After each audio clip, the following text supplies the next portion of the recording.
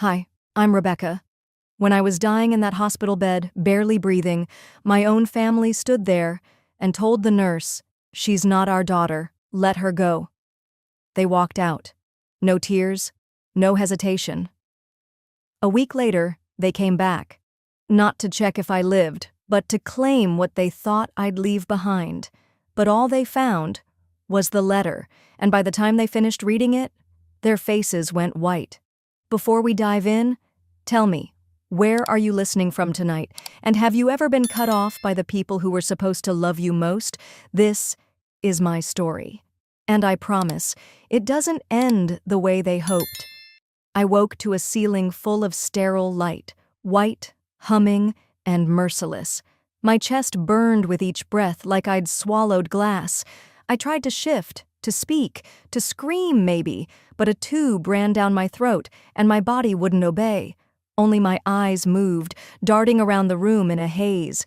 My limbs felt like they were wrapped in concrete. Machines beeped softly beside me in some rhythm that didn't match my own heart. I remembered the crash, the blizzard, the black ice under the overpass, that awful second when the car slid sideways, my headlights facing nothing but snow, and then the bone-crunching silence as everything went white. And now, this. Hospital linens, plastic IV bags, that sour chemical smell in the air. Somewhere nearby, a nurse's voice drifted in and out, low, clipped, almost apologetic. "She's lucky to be alive, if you can call this living." Another voice responded, too soft to catch. Then, footsteps, heels, slow, deliberate, familiar.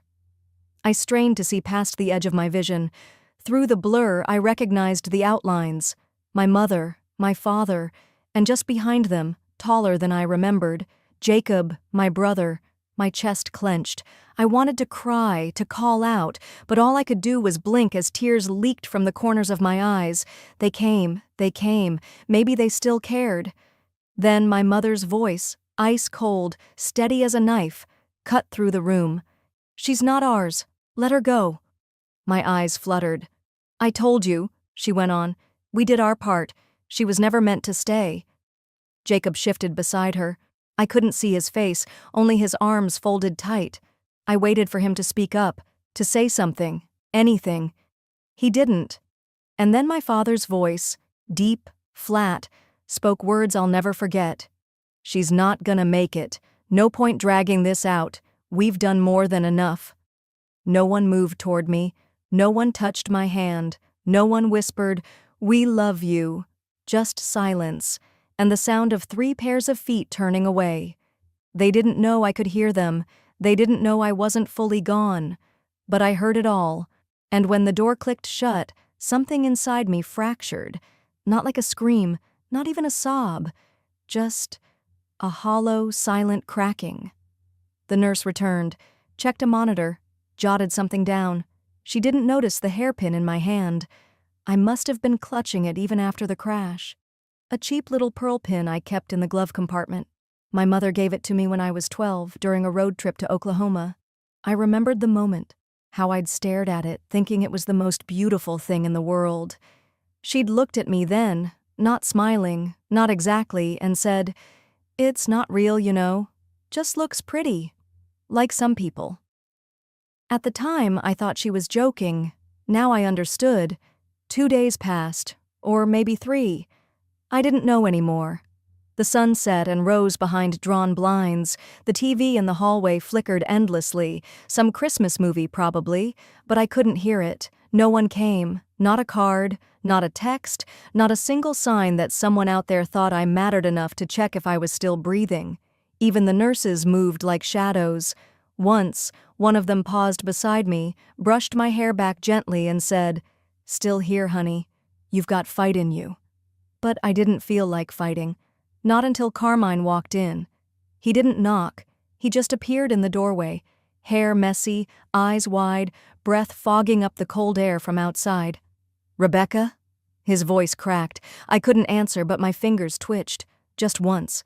He rushed to my side, took my hand, gently like I'd break if he held too tight. "It's me," he whispered. "You're not alone, okay? I'm here." He didn't ask what happened, didn't push for details. He just sat. Time slowed again. The machines still beeped. My ribs still hurt with every breath, but something shifted. Not outside. Inside. It was small. Quiet. But it was real. A throb. Not just of pain, but of something else.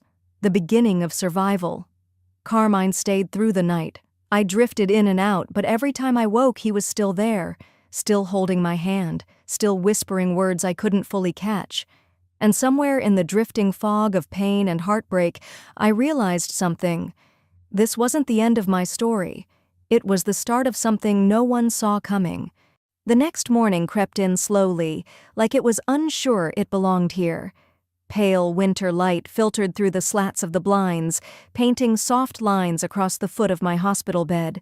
The beeping beside me had settled into a rhythm I no longer feared. I could breathe now, shallow but on my own. My fingers tingled more today. The stiffness in my chest had dulled to a constant pressure instead of a scream. Carmine was still there, curled up in the corner chair, chin tucked into his chest, jacket draped over my feet like an afterthought. His boots were kicked off under the window. Someone had brought him coffee, cold now, sitting untouched on the tray table, and yet he stayed. For a long time I didn't move. I just watched the ceiling, let the quiet stretch, let the truth seep in. Because it hadn't been a nightmare. I remembered their voices as clearly as the IV in my arm. "She's not ours. Let her go." They said it, out loud, while I lay here broken. They looked at me, and decided I wasn't worth the trouble, not even worth pretending. And for the first time since I woke, the question started pounding in my skull like a drum. Then who the hell was I to them? A cough broke the silence. Carmine stirred, sat up, rubbed his face. "You're awake," he said softly, voice rough. "You look better." I swallowed. My throat was raw, but I managed a whisper. "You stayed." Of course I stayed. He reached for the water pitcher, poured me half a cup, helped me sip. "I didn't want you to wake up alone," he said, "especially after what happened." The room felt heavier, not from pain, from knowing, from remembering. "They said I wasn't their daughter," I said, barely audible. Carmine didn't flinch. He didn't say no, that's not true, or you misunderstood. He just looked at me like a man who already knew. "I tried calling your parents when they left," he said. "I thought maybe they were in shock or confused or something, but the nurse told me—" He stopped, rubbed his jaw. "She told me your mother asked them to remove her as next of kin, that she didn't want to be contacted anymore." I closed my eyes. The pearl hairpin was still in my hand, warm now from how tightly I'd been holding it. "She said that?" I asked. "She did," he replied. "And they didn't leave any forwarding info. Nothing." The water in my stomach turned sour. "So they didn't even ask if I was going to live?" Carmine shook his head. "They walked out." Silence pressed against us. I turned away, watching the faint gray outside the window. Something shifted inside me then, not a burst, not a snap, just a slow, spreading cold, the kind that made you take stock of everything you thought you knew. I pressed the nurse call button with one shaky hand. She came in a minute later, a woman with kind eyes and a tired smile. Her name tag said Marcy. "Can I ask you something?" I said. "Of course." "When I was admitted, did anyone sign anything? Like emergency paperwork? Consent forms?" She hesitated just a second too long. "No, sweetheart," she said gently. "They didn't." I nodded once. "They didn't leave any insurance information either," she added, quieter now. "Didn't even ask how badly you were hurt." My chest tightened, not from the accident, but from what that meant. "They didn't ask if I would live?" Marcy hesitated again, then said quietly, "Honey, I've seen bad families, but yours? They didn't even pretend to care." She left a few minutes later after checking my vitals, and I lay there, letting the truth settle like sediment in still water. They weren't shocked, they weren't scared, they were finished with me, And somewhere deep down, I think I'd always known. Not consciously, not until now. But there'd been signs. Christmas cards that always said, "Love from the three of us." Family trips I wasn't invited to because you've got work, don't you? How Jacob always got the good china, the heirlooms, the attention. How my birthday dinners got postponed until next week, while his were full-blown catered events. I told myself for years that I was just independent, busy, different. But I wasn't. I was excluded. And not by accident. I let myself remember things I'd buried, like that moment when I was 19, being dropped off at college. My mother pulled me aside, gave me a long hug that felt forced. "Don't tell people you were adopted," she whispered. "It's better for your future if they think you're real family." I laughed back then. Thought she was joking. Thought she meant, "Don't let anyone define you." But now I knew exactly what she meant. I wasn't a Reynolds. Not really. I was an obligation. And now I was a liability. I looked over at Carmine, who'd sat quietly this whole time. "I need you to do me a favor," I said. "Go to my old apartment. In the closet there's a box. Black plastic, heavy. It's labeled docs and stuff. Bring it here." He raised an eyebrow. "You sure?" I nodded. "There's something in there I need to see." He left around noon. Said he'd be back before sunset. The nurse helped me shift to sit upright. I ate half a cup of soup. My strength was slowly returning, though it felt like lifting bricks just to reach for the remote. Time passed slowly, marked only by the changing angle of light on the wall. Carmine returned as promised, snow still clinging to his boots. He set the box down on the rolling table beside me. It was scuffed, cracked along one side, but the lid was sealed tight. "Found it exactly where you said," he said, wiping his hands on his jeans. I pulled the box closer. Old bills, loose photos, college paperwork, and at the very bottom, an envelope, yellowed, unopened, still sealed with a strip of brittle tape. "Confidential for Rebecca only," it read. My hands didn't shake, not anymore. I held the envelope for a long time, read the words over and over. Then I looked at Carmine. If I was never their daughter, then it's time I find out who I really was. I didn't open it, not yet. But I didn't let go of it either. I just sat there, the weight of the letter in my lap, like something sharp and sacred, something that could cut me open, but finally set me free. I held the envelope like a piece of broken glass, sharp, fragile, and full of truth I couldn't take back once it was open. The sky outside had already turned that shade of January blue-gray, fading fast into night. A soft hum came from the radiator behind me as I sat at my kitchen table. A wool blanket was still wrapped around my shoulders, more out of habit than warmth. I'd made a cup of tea, but I hadn't touched it. The envelope lay open now, its seal torn, the paper inside unfolded. I stared down at the crisp typed letter, thick stock, formal, sterile. A name at the top, Howard B. Lundsley, attorney at law. The letter was dated August 17th, 2005. I was 26 now. That meant the letter had been written when I was just a kid. 8 years old. 8. That was the year I moved in with them. The Reynolds. I read the first lines again, slower this time. "This letter is to accompany the official record of adoption regarding Eleanor Margaret Van Beck, legally renamed Rebecca L. Reynolds, adopted by George and Lillian Reynolds on August 3, 2005, in accordance with Missouri state law." There it was, my name before they changed it, Eleanor Margaret Van Beck. My breath hitched at the sound of it in my head, familiar and foreign all at once, like hearing a lullaby you'd forgotten you knew the tune to. The next part made my hands go still. Per directive of Margaret J. Van Beck, biological maternal grandmother, this adoption was completed under condition of continued contact and access to familial records, with the understanding that Eleanor would be made aware of her biological history upon reaching the age of 18. I blinked. Read it again. Continued contact, made aware. I looked up from the page. Carmine had been leaning against the wall behind me, arms crossed.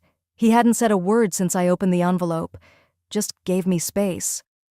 "They were supposed to tell me," I said, my voice barely more than air. They signed something saying they would. He stepped closer, quiet. Keep reading? I turned the page over. There was a second sheet, yellowed around the edges, the folds deeper from time. On it, attached with a rusting paperclip, were scanned images of returned letters. Each one had that unmistakable red ink stamped across the front. Undeliverable. No forwarding address. Recipient moved. There were 5, all sent between 2010 and 2013, all addressed to Eleanor Van Beck, care of George and Lillian Reynolds, all sent from Emsa Van Beck, St. Louis, M.O. I traced the return address with my fingertip like it might still be warm. She wrote me, I whispered. She wrote me for years. Carmine sat down in the chair across from me. They never gave them to you. I shook my head slowly. I never saw these, not once. He leaned forward. Becca, they didn't just lie, they made sure no one else could tell you the truth. I dropped my eyes to the table, letting that settle. It felt like someone had tipped over the whole story of my life, and I was just now watching the pieces float down. All the gaps, the missing photos, the weird stories, they all started to make sense. I remembered being 17 and asking why we didn't have any pictures of me as a baby. My mom had said, "We lost them in a move. Everything before you came here got water damaged." I'd believed her, and at 22, when I mentioned wanting to take a weekend trip to St. Louis, she looked panicked. My dad had stepped in quick, saying, "That city's a mess, crime rate's terrible, why waste your time there?" Back then, I just thought they were being overprotective. Now I knew. They were protecting something, all right. But it wasn't me, it was their secret. I stood up slowly, careful with my still healing ribs, and walked toward my bookshelf where I kept my laptop. My movements were stiff, but my focus was razor-sharp now. I opened the browser, typed her name in, Margaret J. Van Beck, St. Louis, Missouri. It didn't take long. The obituary popped up in the second link. Passed away on March 8, 2018, retired schoolteacher, widow of Samuel Van Beck, survived by one granddaughter, Eleanor Van Beck. My fingers froze on the trackpad. That name, my name. They hadn't just blocked her letters, they kept her death from me too. She died thinking I didn't care, I said out loud. Carmine didn't answer right away. He looked like he was holding back 100 things at once. Anger, maybe. Pity. But mostly just a heavy kind of sadness. Maybe she knew, he said softly. Maybe she kept hoping you'd find your way back. I swallowed hard. The ache behind my eyes was sharp, but I refused to let it spill over. Not yet. I scrolled down.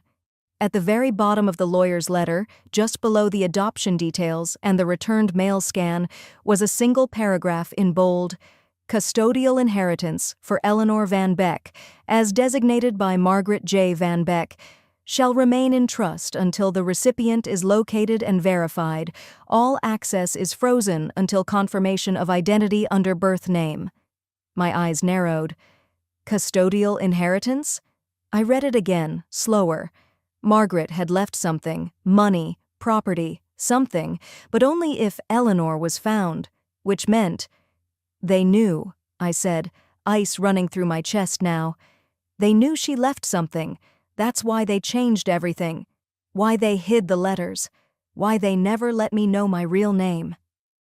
They didn't adopt you to save you, Carmine said quietly. They adopted you to erase her. I closed the file folder. My hands were no longer trembling. I was still hurt, yes. But under that, a sharp clarity and anger. The kind that didn't scream, it simmered, focused, waited. I grabbed my phone, scrolled through contacts until I found an old number from a friend I used to work with, someone who'd once mentioned his cousin handled estate law. I hit dial, 3 rings. Hello? Hi, my name is Rebecca Reynolds, but legally I was born Eleanor Van Beck. I need to reopen a trust case connected to that name. A pause. Then, let me connect you to someone who can help. As the call transferred, I looked down at the table. That envelope had taken something from me, but it also gave me something back. Not just a name, a path, a fight. I didn't know where it would lead, but for the first time since the crash, I felt something almost close to power. Because I didn't just lose a family in that accident, I might have found the one that was taken from me. I didn't just lose a family in that crash, I might have found the one that was taken from me. But that clarity, that power, it came with a cost. 1 week out of the hospital, I was still moving like my bones remembered the trauma. I wasn't sleeping much. Nights were the worst, quiet enough for the questions to crawl in. So I kept busy, emails, calls, documents, and now I was sitting across from the woman Carmine had quietly arranged for me to meet, Ms. Carla Dwyer, probate attorney, mid-50s. Her office smelled faintly of lemon oil and old wood, the kind of place where every surface had history. Every shelf held a thick file with someone's broken family name on the spine. She didn't smile when I walked in, just nodded and gestured for me to sit. "Rebecca," she began, glancing at the papers in front of her. Or should I say, Eleanor? I met her eyes, calm. "Let's go with the name on file." She nodded again. "All right, Eleanor, let's start by confirming what we already have." I gave her my social security number, my birth date. I even handed her a notarized copy of the adoption paperwork Carmine had helped me dig out. She studied the documents carefully, then leaned back in her chair. Her voice didn't change, but her words did. "Legally, you are Eleanor Van Beck, and your grandmother, Margaret, did, in fact, leave behind an inheritance." I didn't move, not a blink. Carla reached for a folder at her left, flipped it open. Margaret's estate was substantial. After her husband passed, she liquidated several properties, including farmland just outside St. Louis. Investments were made through a trust, managed discreetly through a third-party financial firm. She paused. The Van Beck estate is currently valued at approximately $4.3 million. I inhaled, but through my nose. Quiet. I kept my shoulders still. Carmine, sitting a few feet behind me, let out the smallest breath, like he hadn't realized he'd been holding it. "And I was supposed to inherit it when she passed?" I asked. "Yes. Upon your 18th birthday, contact was to be initiated through a mediator, but that depended on the Reynolds family submitting your confirmation paperwork. Instead..." Carla slid a second sheet toward me. I leaned in. "Disappearance report filed, March 2018.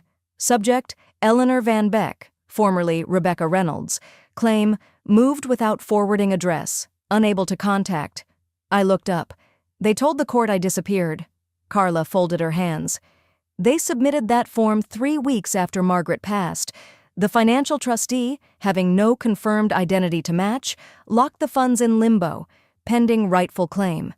"And no one thought to dig deeper?" I asked, trying not to let my voice sharpen. "They played it very well," she said. "Moved addresses twice, canceled your birth records under an old emergency clause.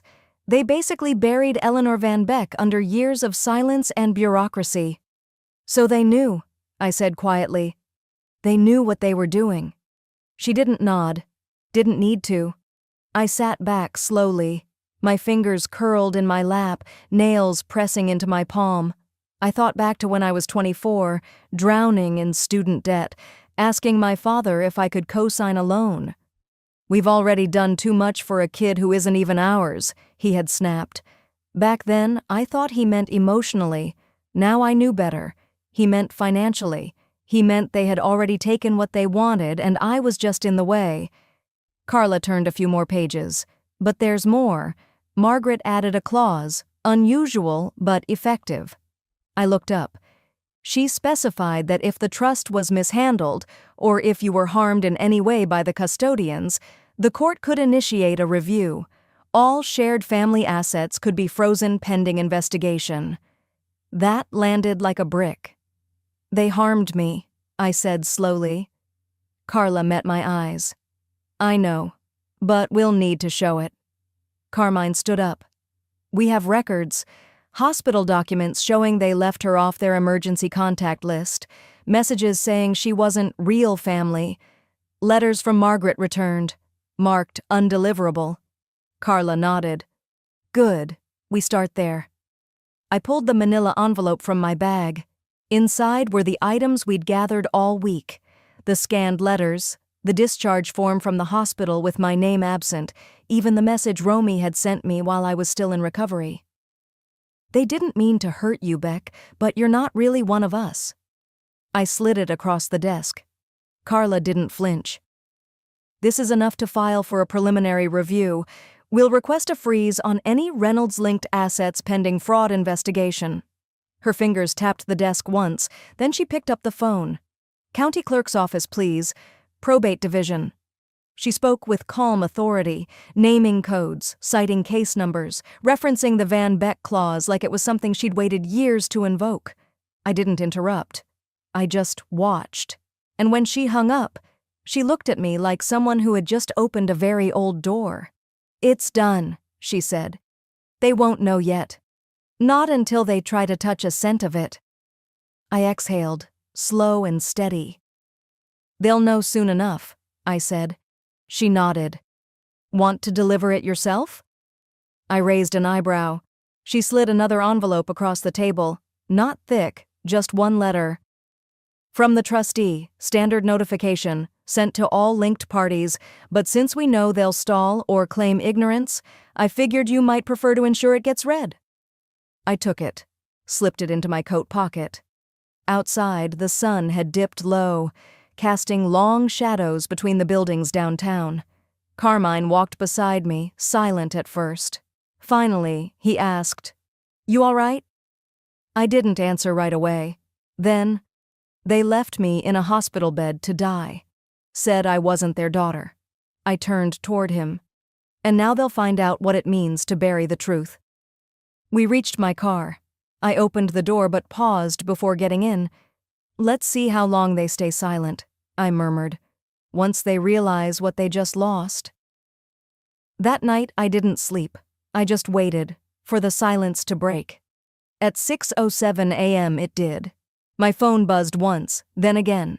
By the time I made coffee and sat at my kitchen table, it was vibrating nonstop. 32 messages, 17 missed calls. My inbox lit up like a dashboard in a crashing plane. From Mom, from Kyle, even from my cousin Paige, who hadn't spoken to me in 8 years. I opened nothing at first, just watched. Let it sit there. They'd gotten the letter, the one Carla drafted and I hand-delivered to the Reynolds front mailbox. Certified copy to the trust. Registered email to the family group thread, still under my old name, Becca R. Pham. That name didn't fit anymore. But they still knew exactly who sent it. I finally tapped one message open. It was from my mother. Rebecca, this is going too far. You don't understand the damage you're causing. We did what we thought was best. I read it twice. Not once did she ask how I was doing. Not once did she mention the accident. Just control. Just panic. I deleted it, then blocked the number. I opened the next one, from my brother Kyle. You don't have to do this. It's not even about money. We're family. Family. I snorted under my breath. Family doesn't stand over your hospital bed and tell a nurse, she's not our daughter, let her go. Family doesn't ghost you for years, until their bank account freezes and the trust company says, funds suspended pending investigation. They never missed me. They missed the money. Behind me, Carmine stood in the doorway, holding a legal pad and 2 mugs of coffee. You ready? I nodded, pulling my laptop closer. Let's get it all down. We sat at the dining table side by side, no music, no noise, just click, drag, highlight, every text, every voicemail, the birthday invitation they forgot to send, the hospital records listing me as friend instead of daughter, screenshots of Facebook comments where my mother posted only child things, proud mama under a photo of Kyle. You'd think erasing someone would take effort, I muttered. But they did it like it was nothing. Carmine glanced over. That's why it's important you save everything. This isn't about rage, it's about receipts. I scrolled back through an old email thread from last December. Subject line, holiday plans. My message, hey, should I bring anything for dinner this year? Their reply, We're keeping it just immediate family this year. Maybe next time. That same night, Kyle posted a video on Instagram. Their dining room, packed. Champagne, gifts stacked 4 feet high. My mother laughing beside a new Lexus wrapped in a giant red bow. The caption? He earned it. All I'd gotten that year was a pair of fuzzy socks and a "You've always been independent, honey," before being ushered out by 8 p.m. And I had felt guilty for being hurt. I highlighted the exchange and moved it into the inheritance fraud emotional evidence folder. Then I opened another window. Public post, just a few words. Sometimes, family is what silences you, until one day, silence becomes your weapon. I hit send. It didn't go viral, but it didn't need to. A few dozen shares, comments from people I hadn't spoken to since college. Then, a direct message from someone unexpected. "Hi, I'm Laura Singh. I covered your accident last month for the Gazette. Would love to talk. Off the record, if needed." Something told me there was more to the story. Carmine raised an eyebrow when I read it out loud. I looked over at him. "Think I should talk to her?" He hesitated. "That depends. Are you ready to open that door?" I nodded. "It's already open. They're the ones scrambling to close it." He looked out the window. The street below was quiet, the sun just starting to rise above the rooflines. "They might come to your door." "Let them," I said, standing to pour more coffee. "I'm not scared of ghosts anymore." By noon, we had everything cataloged. Emails, texts, screenshots of wire transfers from the trust account that didn't match legal allowances. Carmine had even traced a portion of the fund that was used to remodel their kitchen 7 months after Margaret passed. They'd used money that wasn't theirs to turn my grandmother's legacy into granite countertops. That afternoon, we met Carla in her office again. No lemon oil this time, just business. She flipped through the stack silently, then looked up. "This is enough to file a formal civil inquiry. Identity fraud, suppression of legal documents, misuse of estate assets." I signed where she pointed, page after page. At the end, she slid one more document over. "This is the final step," she said. "It notifies the court that inheritance obstruction has been alleged and freezes further disbursements until the case is resolved." I picked up the pen. Signed. And with it, I reclaimed more than money. I reclaimed my name. Carmine walked me home after. Quiet but steady. At my apartment door, he hesitated. "Want me to stay a while?" I shook my head. "They're not coming here for reconciliation. They're coming for damage control." He tucked his hands into his coat pockets. "Call me if they cross a line." "They already did," I said softly. He waited until I was inside before leaving. It was past 8 p.m. when the doorbell rang. No knock, just the long, deliberate chime. I walked slowly to the door, not in fear but focus, looked through the peephole. Kyle. No smile, no apology. He looked tense, like someone halfway between anger and desperation. I didn't open the door. I just stood there, made sure my voice was calm, and said through the wood, "Did you come for me? Or for the money?" He stayed quiet for 5 full seconds, then said something that made my blood turn to ice.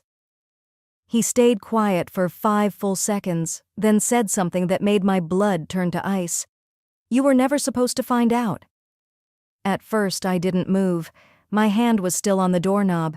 His voice sounded softer than I expected. Not kind, just cautious, like someone walking through a minefield barefoot. I didn't speak. I let the silence do the work. Then came the next line, quieter. "We lied, because Mom was afraid you'd leave for good. She said if you ever knew the truth, you'd disappear, and she couldn't take that." I leaned my forehead against the door, eyes closed. My lungs moved, but I didn't feel them. My brother, who hadn't visited me once in the hospital, was now delivering half-truths like peace offerings. Another beat passed. Then he added, "You weren't supposed to get hurt. When Grandma started changing the trust, Mom panicked. She said Margaret was trying to rewrite the past. She thought, if we didn't stop her, she'd give everything to you and walk away from the rest of us." A bitter laugh escaped my throat. "So they walked out before they could be left behind." I opened the door, But not for reconciliation.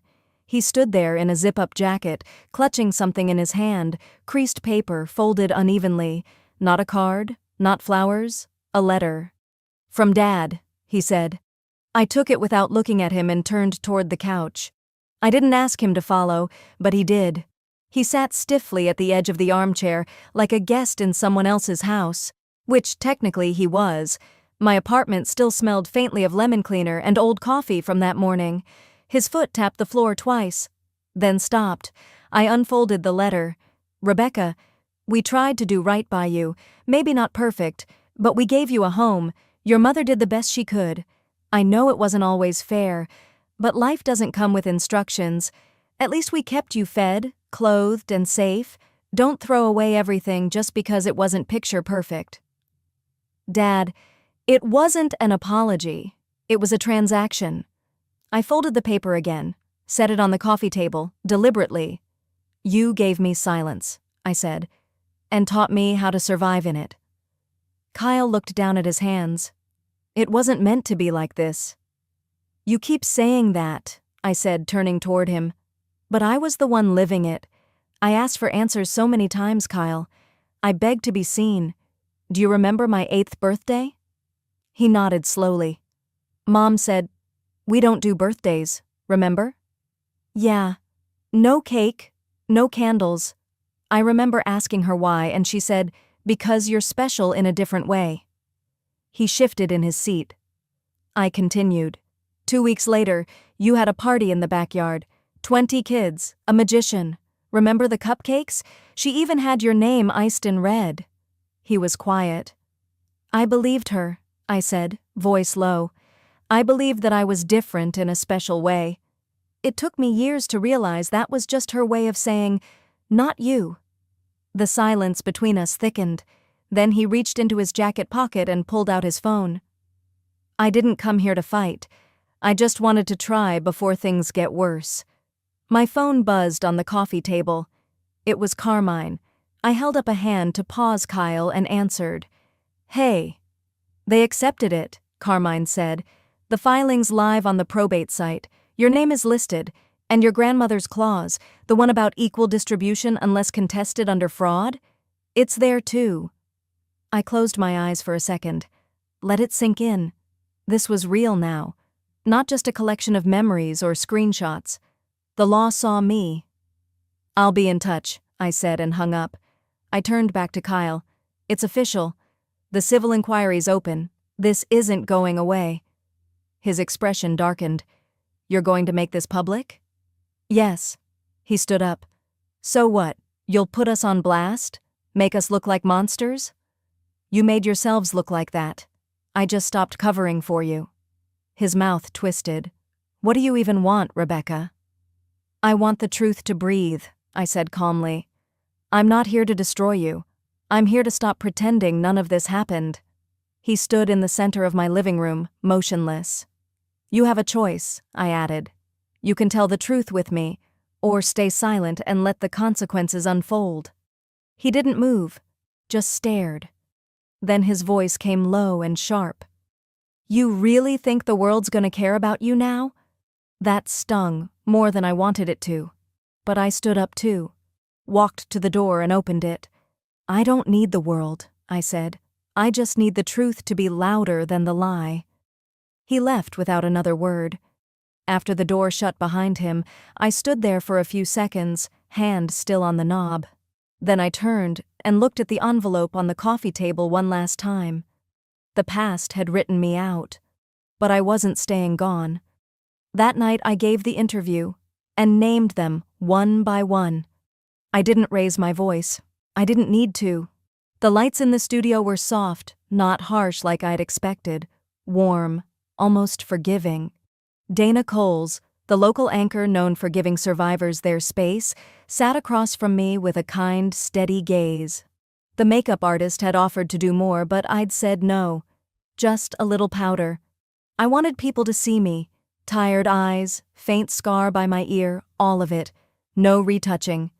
Dana adjusted her mic and looked at me. "Are you ready?" I nodded. "Yeah." Ma and the camera rolled. For a split second I heard nothing but the hum of the lights. Then her voice came gently.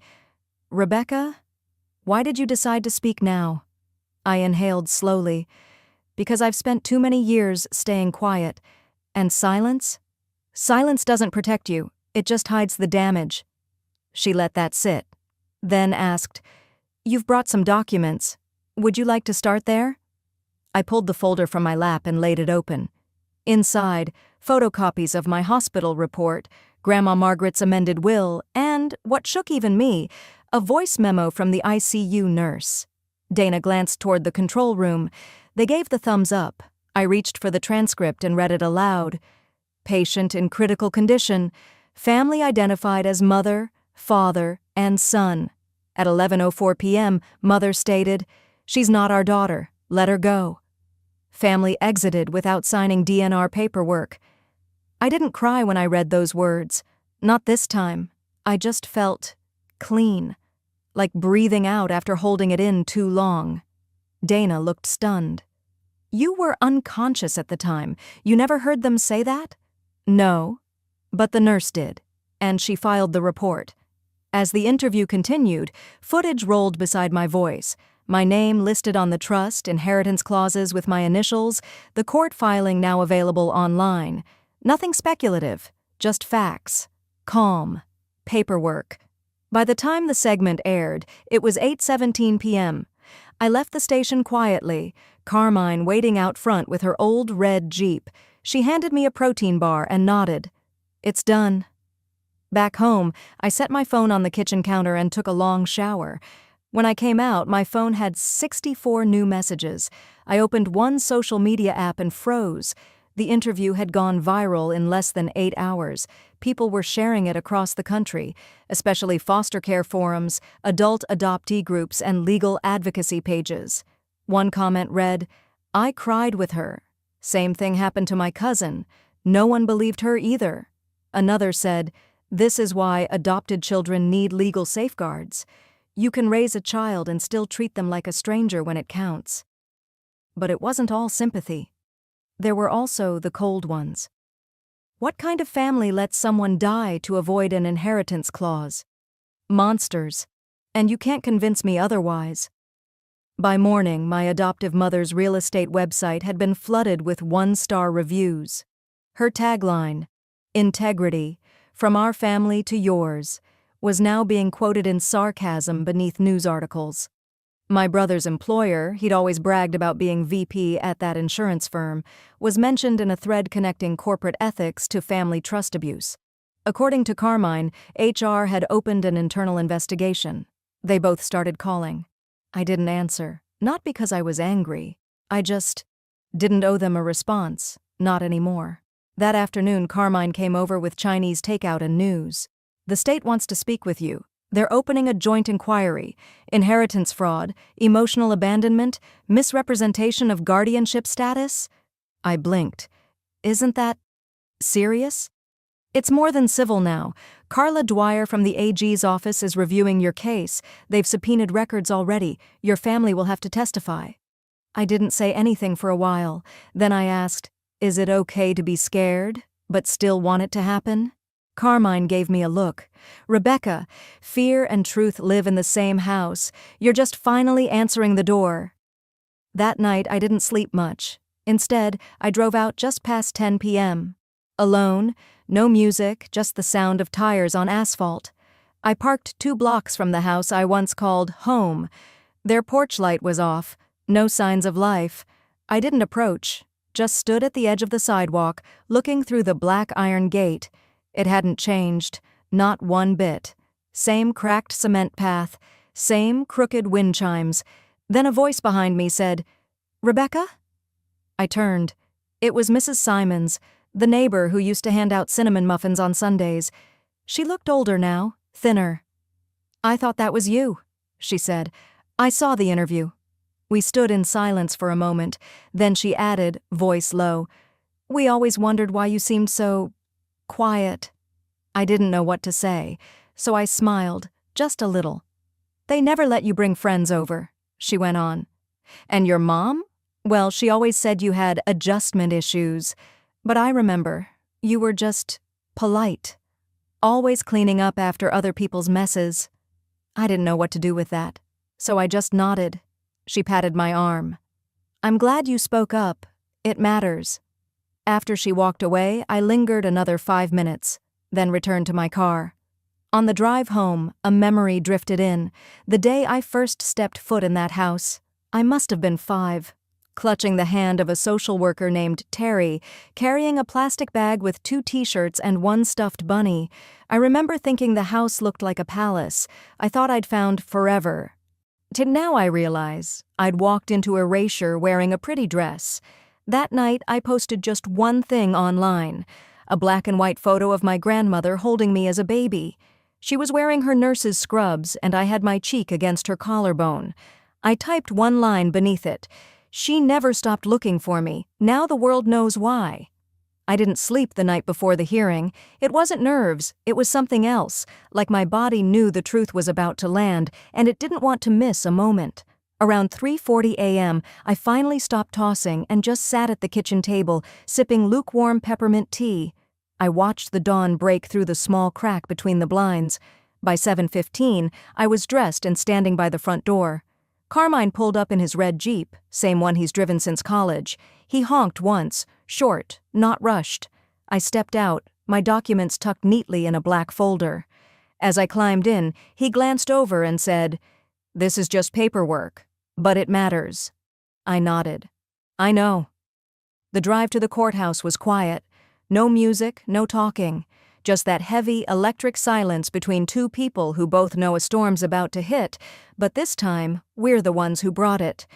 We pulled into the lot 15 minutes early. A small crowd was already gathered outside the courthouse steps.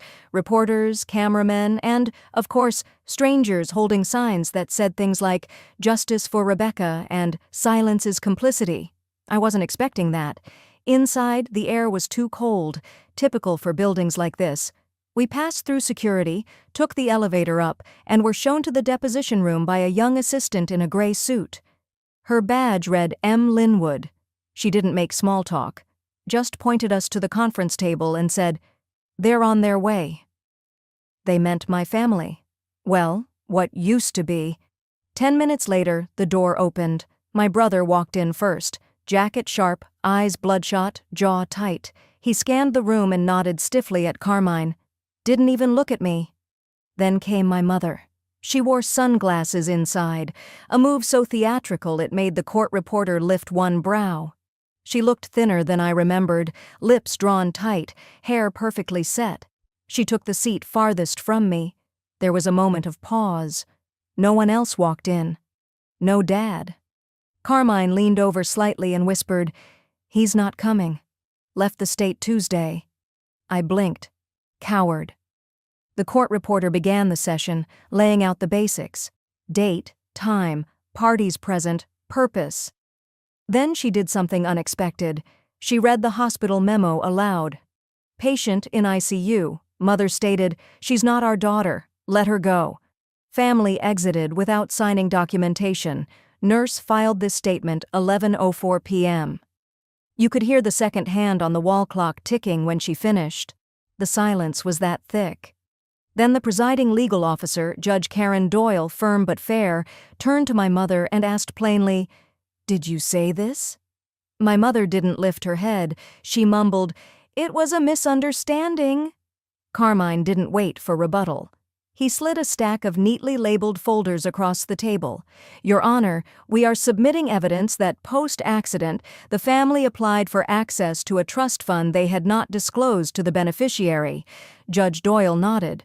"Proceed." He flipped open the top folder. "Here's a forged hold request from the USPS to intercept mail directed to my client. The signatures do not match hers. Here's also a series of emails between Ms. R. Goldsmith and the bank's private wealth division, applying for early release of funds under the claim that Ms. Rebecca, my client, was no longer legally competent." I stayed still.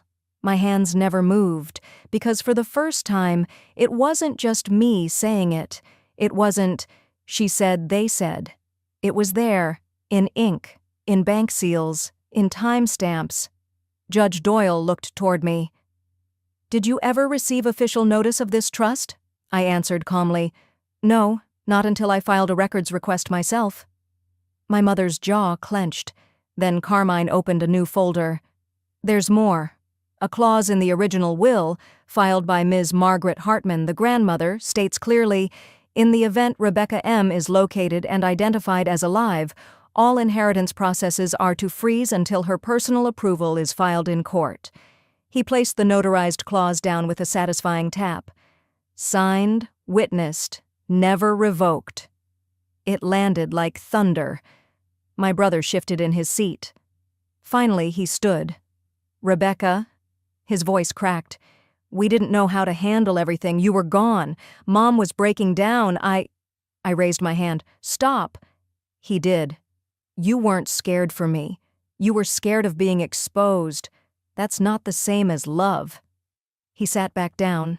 Judge Doyle glanced over the paperwork, then looked to her clerk. "Open a full investigation into the management of the trust and any unlawful withdrawals over the past 7 years." That was it. That's all it took. Not a courtroom meltdown, not me yelling, just calm facts. The room emptied slowly. My mother bolted first, sunglasses still on, though the hallway was dark. Reporters surged forward. I didn't flinch. Cameras flashed. Questions flew. "Rebecca, do you feel vindicated? What message do you want others in your position to hear? Do you plan to press charges?" I didn't answer. I didn't need to. Carmine placed a steadying hand on my shoulder. We walked down the steps together, not saying a word.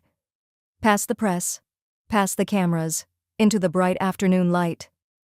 I felt it then. Not joy, not revenge. Peace. A kind that doesn't come from winning, just from finally being heard. 1 week later, I received a letter. Not from them. From someone I never thought I'd hear from again. It arrived in a plain white envelope, tucked between a utility bill and a charity flyer. No return address on the front. Just my name in neat, slightly shaky cursive, Rebecca M. Hartman. I sat with it for a moment at the kitchen counter, fingers running over the edges. The postmark read, Missouri. That alone made my chest tighten. My grandmother had been born there. I hadn't thought about that in years. The kettle behind me clicked off. I poured my tea, sat down, and opened the envelope with slow, deliberate care, like I already knew what it held could change something deeper than just a morning. Inside was a single page. "Dear Rebecca, I saw the news coverage.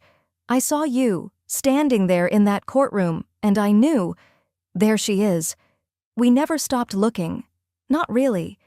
When your grandmother passed, it felt like the thread had snapped, but I kept the picture, just in case. If this reaches you, I would love to talk. No pressure, no press, just truth. With love, your Aunt Meredith, Maggie's sister." Folded inside the letter was an old photo, slightly faded, edges curling. A baby, maybe 6 months old, curled in a blanket, sleeping in the arms of an older woman I knew in an instant. Grandma Maggie, not the one who raised me, the one who chose me, who tried, and who left behind this thread.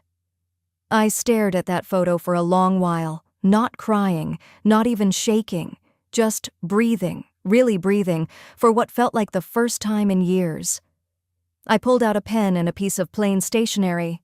"Dear Aunt Meredith, thank you. Yes, I'd like to know more. And yes, I remember her, even now.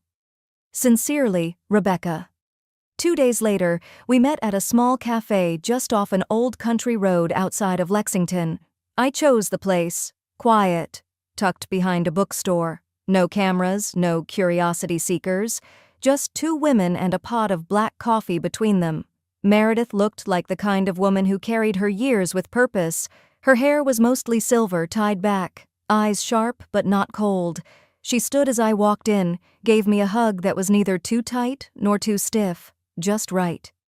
"Rebecca," she said gently, "you look just like her." We sat. The cafe was nearly empty, just a college kid studying in the corner and a young couple whispering over pastries. "I'm sorry it took so long," she said after a moment. "Your mother, Celia, she died during childbirth. It wasn't supposed to go that way. She was only 22. I nodded, my throat thick.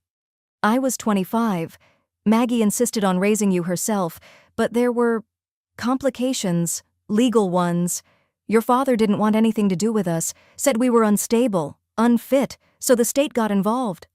I listened, hands wrapped around my mug for warmth more than comfort. They placed you with the Goldsmiths. It was supposed to be temporary, just foster care until Maggie got everything sorted. But then, suddenly, you were gone, moved, sealed records. We tried everything. She reached into her bag and pulled out a folder. Photos, letters we wrote but never got to send, hospital papers, your mother's bracelet. Inside was a simple cotton bracelet, pink thread faded but still legible. Baby girl Hartman. I blinked hard. So all this time I wasn't— You weren't unwanted, Meredith said firmly, leaning in. You were protected. And then you were lost to us. Not by choice. Never by choice. I nodded slowly. That's what they never told me. They always made it seem like I was just handed off. Her eyes softened. Because that's easier for people like them. They rewrite the story. We've always known that. The conversation stretched on. 2 hours, maybe more. I learned about my mother's laugh, her favorite song, how she used to sneak bread crusts to stray dogs. Tiny, mundane details that somehow filled entire hollows in my chest. Meredith didn't ask for anything. Not forgiveness, not attention. Just to sit, to remember, to share. Before we parted, she touched my arm. You don't have to reach back. I just wanted you to know. We never stopped loving you. I answered softly, I'd like to keep in touch. And I meant it. 2 weeks later, I stood before the judge once more. And this time there was no argument, no protests. The deposition had done its work, and my adoptive family, if I could even call them that, had no grounds to challenge the estate anymore. Their lawyer didn't even show. It was quick, efficient. Judge Doyle scanned the paperwork, then said, Final motion approved. All assets, including the restored trust, shall transfer to Ms. Rebecca Hartman under full guardianship of herself. Name reinstatement granted. I signed the last document with steady hands. It wasn't about the money. It never was. It was about being seen. Later that month, I started volunteering at the local library. Twice a week, Tuesday and Friday afternoons. I didn't tell anyone. Not the press, not even Meredith. I just walked in, asked if they needed a reader, and started showing up. There's something peaceful about sitting in a circle of children, picture books in hand, voices echoing in laughter and curiosity. One little girl, tiny, red curls wild around her face, tilted her head one day and asked, Do you have a family? I smiled. I do. It just took me a while to find them. And she nodded like that made perfect sense. On a warm Saturday morning the following year, I drove out to Missouri. It took hours, but I didn't mind. Winding roads, soft radio music, the kind of sky that looks like it might rain, but holds back. I parked by a small cemetery surrounded by wildflowers and quiet trees. The headstone was modest but well cared for. Margaret L. Hartman, beloved mother, sister, fighter. I knelt and placed a single lily at the base. I got your letter too, Grandma, I whispered. I lived. I didn't stay long. I didn't need to. As I stood and turned, the wind picked up, just enough to rustle the leaves, lift the corners of my jacket. I took one last glance, then walked back to the car. No longer haunted. No longer waiting. Just whole.